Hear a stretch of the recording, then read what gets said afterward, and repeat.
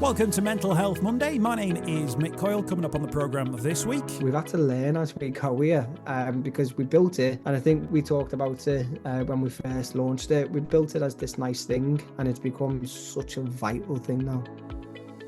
The numbers have grown beyond anything that we could have even imagined. Getting over 300,000 users within a year just shows the role that giving people options can play in offering hope for them.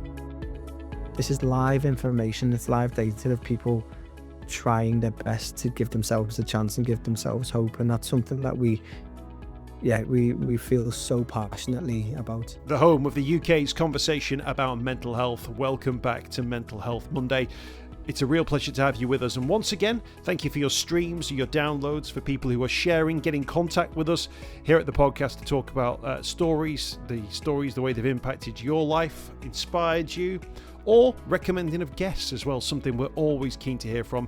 Recommendations, don't forget, contact me via the social media links. I'll put them in the podcast notes.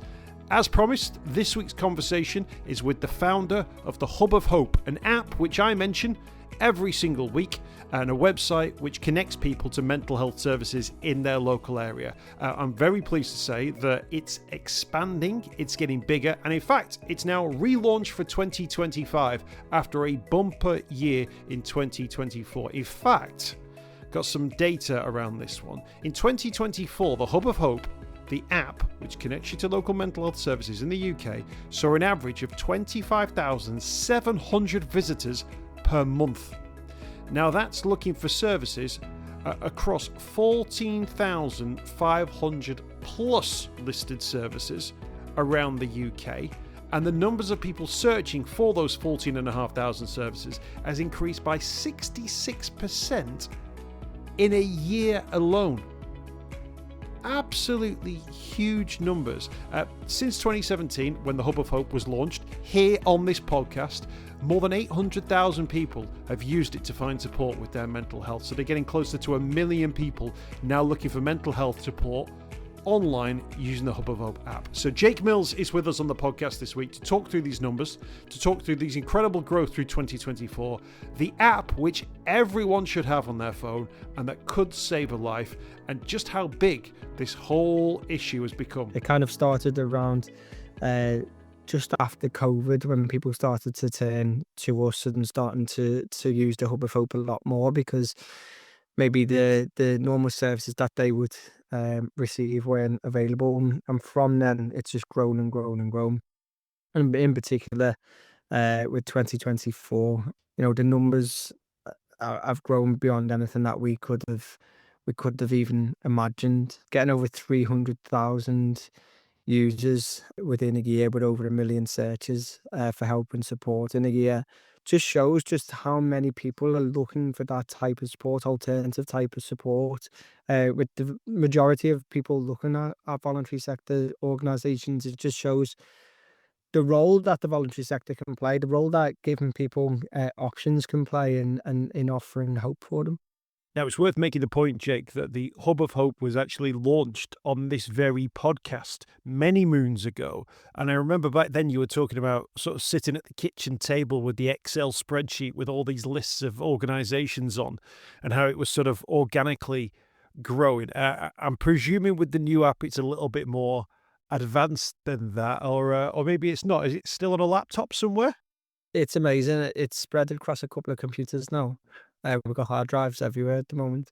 What we've had to do is, and I think what it does show you, Mick, is that when this started, and I was saying, oh, if you offer any support, tell me who you are, I'll put it on a list. And as somebody who had their own lived experience, somebody who struggled with depression and anxiety and a suicide attempt, I was so unaware, even at that point, of the amount of support that was available. I was so naive that I genuinely thought that if I said, tell me who you are, it'll just be a couple of different services. And so, I remember being shocked when it was 50, and I remember being shocked when it was 200. And to be at where we are now, we're 14, maybe 14,500 services listed within the Hub of Hope. It's constantly growing. But what has happened as a result of that is everything that we did build, everything that we thought we were doing from a user experience point of view, from the actual, the database itself, it's expanded beyond our imagination. And so what we've had to do is invest into that technology to make it actually powerful, big enough to be able to deal with a database of that magnitude. And as we said, the amount of people who then are relying on it and using it every day, every month, every year, we've had to learn as we go here, because we built it. And I think we talked about it when we first launched it. We built it as this nice thing, and it's become such a vital thing now. Tell us now, if you can, about the specifics or how specific people can be about what they're looking for and where they can find it. Yeah, so when we started this, the whole idea behind the Hub of Hope was to make help as easy as possible to find. So the idea was you go on it, you just press a button that says find nearby services, and it will show you what's nearby to you. But as I said, that is based on smaller amounts of services. As we've been able to build that and grow that and have as many services as we have now, it actually became quite overwhelming, which was the opposite to everything that we wanted to do. You go and find nearby services, and then suddenly you get hundreds of services. So we've had to learn, we've had to grow, we've dealt with and talked to a lot of people who use the Hub of Hope either for themselves or other people to understand their needs and wants and how it could work for them. And so we've made it a much more user-friendly platform for the size that it is, so that you can look more specifically at the type of support that you want, whether it is something like friendly for epilepsy, or whether it is friendly for people with sight or hearing loss, for example. So we're trying to be really, really specific about the support that you want. One of the biggest things that we've changed as well is we've created a really clear pathway for young people. So that was something that, again, when we're in the old Hub of Hope, the filters that were there, they were just all alphabetical, and young people was at the bottom of the alphabet, and so people weren't necessarily getting to that. Then tried a couple of different things along the way, but we realized, as things have kind of got worse in many, many ways with mental health within the UK at the moment. We know that there's an absolute need for better pathways for young people. And so with this new Hub of Hope that we're launching today, we've made a really, really clear pathway for young people right front and center of the new Hub of Hope. There's two things going on here as well, Jake, I wanted to ask you about. One is that people are becoming much more aware of the Hub of Hope. And secondly, that more and more people are needing to access mental health services. So there's sort of one's a good thing, the other's a bad thing. How are you sort of reading that? What's the sort of anecdotal evidence that you're picking up around the need for the services versus the publicity around the services, which is obviously both have grown at the same time? They have, and this is the amazing thing about all of this, and especially from if you think about where we've come from, and I say we as the team here, but I also talk about me and you really when we talk about when we started the Hub of Hope and we were talking about it as a concept. At no point did I ever think one about the size that it would grow to, but also the capabilities and data and analytics that it could be telling us and showing us by building a directory and a database of 14 and a half plus services for mental health support. We've automatically created the biggest asset mapping exercise in the country. Nobody anywhere can show you and tell you what mental health provision looks like in this country. And we can map it. We can see where mental health provision is in the country. But importantly, we can also see where it isn't. And whilst the Hub of Hope is completely anonymized, we don't collect any personal data. We don't want any of your data. We just want you to get help and support. But we can see certain trends of where people are looking for help and support and what type of support people are looking for. And so if you combine the two, what we're able to actually see is, are people looking for support at a time of day or a day of the week or a day of the month or part of the country? And is that support actually available? And when you think about it like that, it's so powerful that we would be able to see if there was somebody calling a phone line and there was nobody there to answer it, we'd never know that they actually called. We can see whether people are looking for support, whether it is there or not. And that information that we can see will allow us to then determine whether, policy or commissioning, actually loads of people are looking for crisis support on a Sunday evening in Warrington, for example. Is that support available? And if it isn't, then can we try to make that support available? And that's the power of what we're able to do. What we are seeing constantly, and it's right across the country, we can see information nationally and hyper locally as well, is that people are constantly looking for support around depression, around anxiety, around different times of the year. There'll be people looking for financial support, people looking for menopause support, people looking for self harm support. But it changes wherever we are in the country, and we can look at that and we can see that and we can start to then try to influence.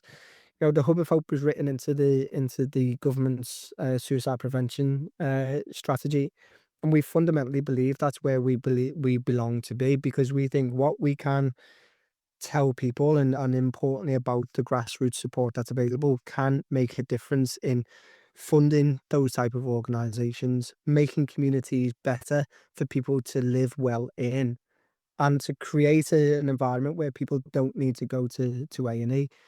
In my honest opinion, I think we are now seeing the almost the results of people saying it's important to talk about your mental health, because talking about it is great and can be really helpful. But once people are aware and once people talk about it, they're not necessarily getting the help and support that they then need.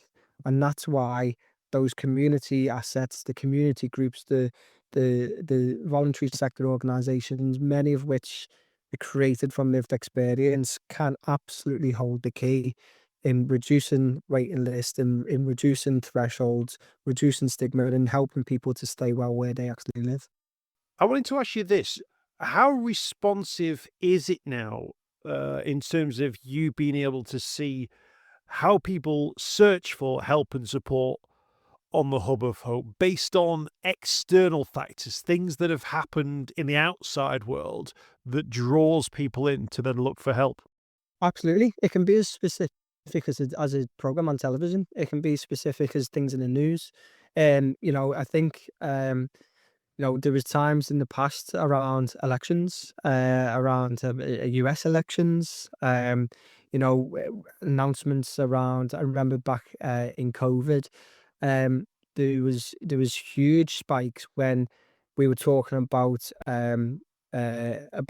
restrictions being lifted, so people then going back out in the public. We saw huge spikes of people looking for support for anxiety. So it is really, really specific. And as I said, if something happened in a certain part of the country, we'd be able to see specifically whether those trends have gone up or down. And it makes absolute sense. If we're watching something on television, whether that's a news or a program about something that's quite, sensitive. You'd often see at the end of some programs, it will say, if you've been affected by this, you can call this number, or, if you were going on a Hub of Hope, we'd be able to see actually what people are looking for and those type of trends. So it's constant. It changes every single day. So yeah, on one hand, we can give you a really generalized view of the need of people across the country, but also we can give you really specific, based on world events, based on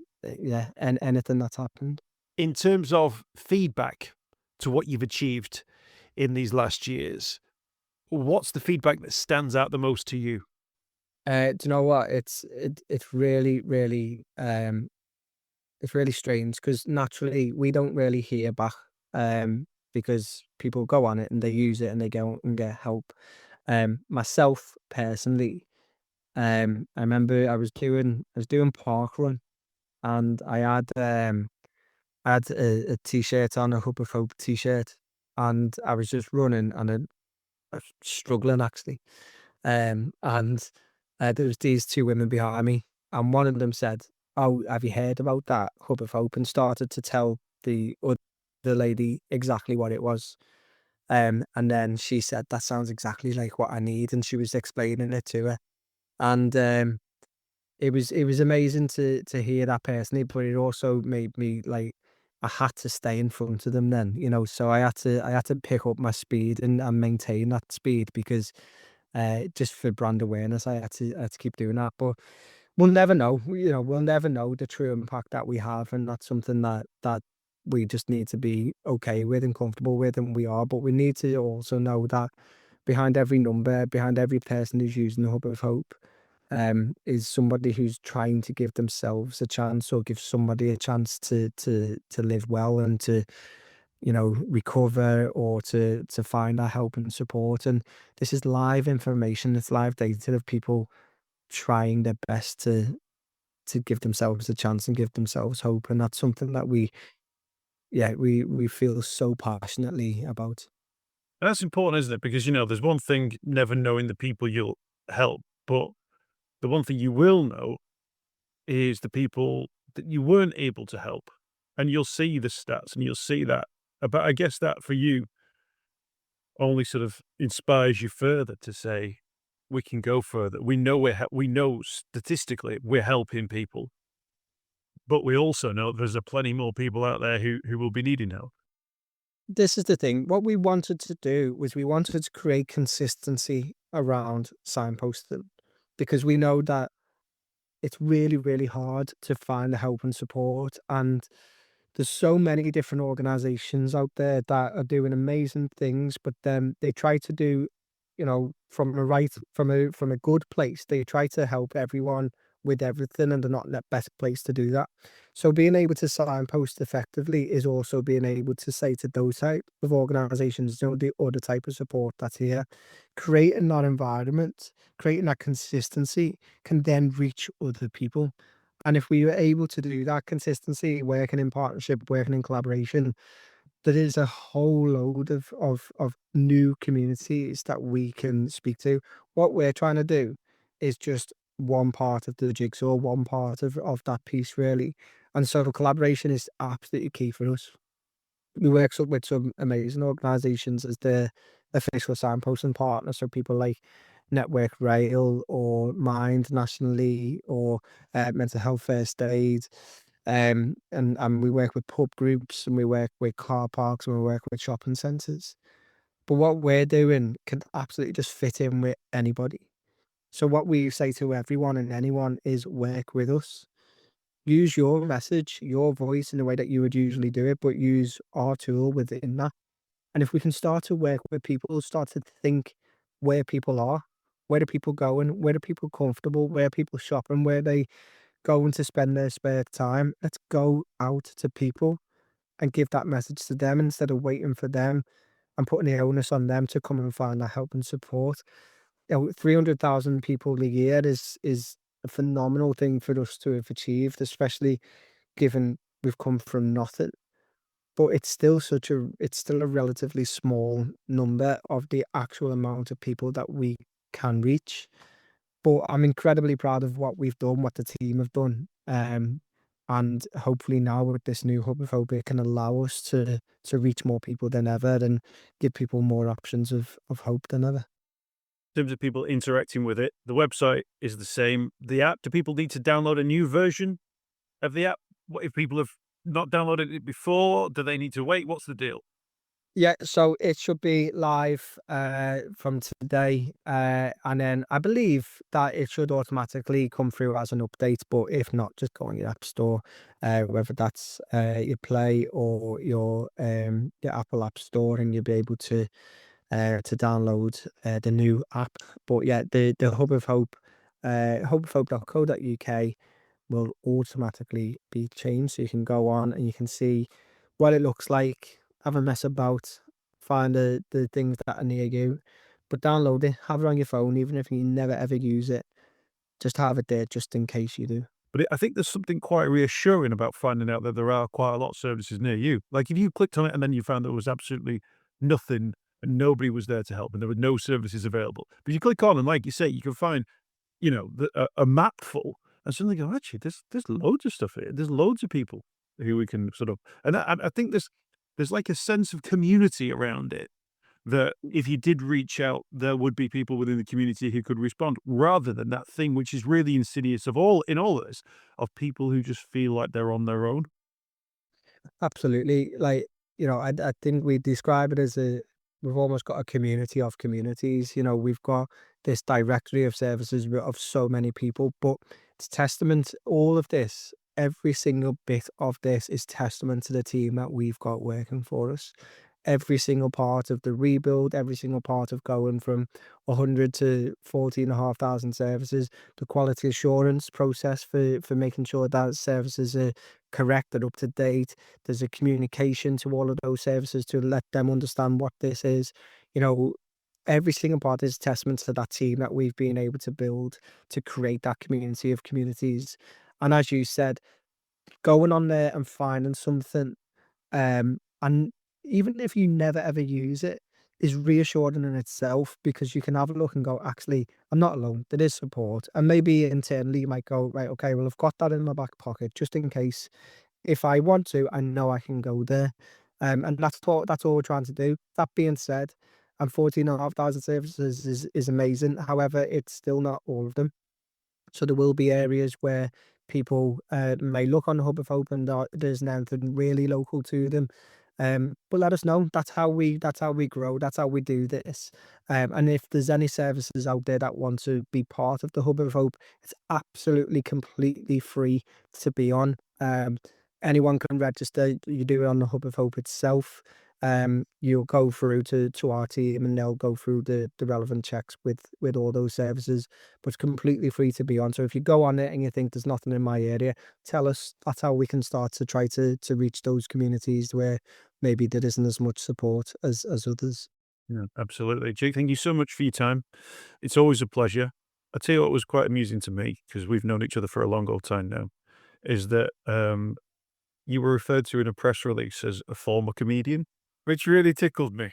It's a little bit like calling someone a part-time model. I'd probably sign that off, ironically. But actually, there was that thing of your journey has been a big part of this, from a suicide survivor and then being the first person that I knew who suddenly said, I'm going to talk about that publicly. It's part of, well, it is the reason really I'm doing what I'm doing now, because when I was talking to you and we were saying, this is happening to quite a lot of people, isn't it? Maybe we should talk about it even more. That was a huge eye opener for me back then, but it was always with comedian Jake Mills. And of course, you've sort of transcended that role. I feel like you've transcended that role rather than left it behind. Do you know what I mean? Yeah. I mean, is it too late to withdraw a press release? I remember you saying about wanting to, you said, I want to do like a mental health show and podcast. And I remember you saying, do you think we'll get enough people? And that was years and years and years ago now. 2016, that would have been really been having that conversation. Was it? So there you go. And I just think that it's testament to how far we have come as a society, that we are, you're able to do this as regular as you are. There's the amount of conversations that you're having. We have come a long way, but whilst awareness has gone up, services have stagnated, and putting people in touch with other types of support, especially community support, whilst that's amazing and really important, and we're proud to be able to do that, those services are struggling as well. And so this isn't about pushing downhill and just putting all the pressure on those type of organisations. We also want to represent them. We want to represent the need, demonstrate and evidence the need of those type of organisations, so that hopefully we can get a better funding model for ourselves and for them as well. But yeah, it just shows you how far that we have come, not just from the Hub of Hope itself, but being able to have the conversations, not just about the people who are willing to talk, it's the people who are willing to listen as well. And the last thing I need to do is to remind people that the Hub of Hope app is available on your Apple Store or for your Android device, and also via hubofhope.co.uk. And as ever, Jake Mills, thank you for your time. Thank you. I hope you've enjoyed this week's podcast. Thanks for checking out Mental Health Monday. My name is Mick Coyle. You can find me on Twitter at Mr. Mick Coyle. You can also find me, Mick Coyle, on Facebook as well. Don't forget, if you want to speak to somebody about your mental health, you can do so. The Samaritans, free to call on 116 123. You can find mental health services where you are. Just look for the Hub of Hope, type in your postcode, it'll find those mental health services close to you. And for support in a crisis, you can text SHOUT to 85258. That's if you're experiencing a personal crisis, you're unable to cope and need support. Shout to 85258. That's a text line. Do get involved in those services. In an absolute emergency, always remember the number to call is 999. Thanks for downloading the podcast this week. We'll be back next week with more Mental Health Monday.